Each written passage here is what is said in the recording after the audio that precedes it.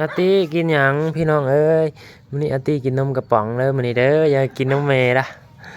กินนมลีมอเนาะเป็นนมของไทย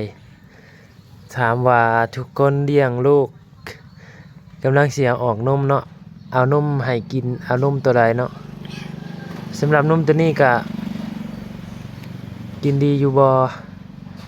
ฮ่าๆๆใช้ท่อนะลูกใช้ท่อเอาท่อไม่ใส่นี่ชุบใส่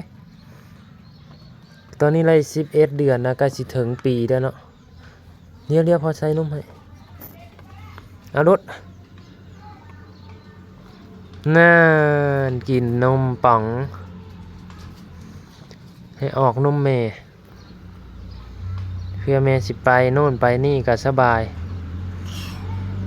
ใช่กินนมกระป๋องเอาโอเคบายบายได้บัดนึงบายเด้อลูก